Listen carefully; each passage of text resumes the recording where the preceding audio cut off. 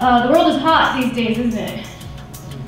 It sure is. But as a pastor and as a glass artist, I know from doing the work that I do that sometimes holy heat, holy fire is necessary for something to be transformed and for something to be made new. And that's what I do in this glass work. This is a woven glass bowl. You'd think you'd never be able to weave glass, but the heat process allows for it to soften just enough that it can be shaped and molded and woven like a piece of cloth, actually, transformed into something new. That's what heat does. It changes something from something fragile, potentially broken, into something strong.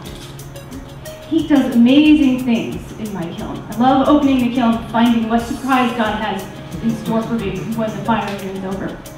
It takes some time though, and doesn't the process of JustPeace, of finding peace, take time? Yeah, absolutely, right? And I know, I've done some circle work before. I know what it's like to sit down and hold your breath and wonder how this is all going to turn out. Leaning into the process, trusting the process. I know that too much heat can be destructive, yes? Too much heat can be destructive. In my kiln, it takes just the right amount of heat. And I have to watch it, I have to babysit it, I have to care for it, I have to midwife it into being. Because too much heat, and the whole process will go haywire, and the lovely glass that you spent hours creating will melt into a molten blob that won't look like anything at all. So it's just the right amount of time and patience and prayer and heat and process that makes something like this emerge. And I bet that's what you do with JustPeace, isn't it? Help me a little bit. With JustPeace, doesn't it take just the right amount of heat sometimes, yeah, of heat, of a little bit of chaos, I would imagine?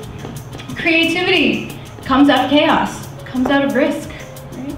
A lot of prayer, a lot of spirits, all those things coming together to make something new. And so the world may be hot today, but whenever I think about the world being hot today, I wonder what it is that God is creating.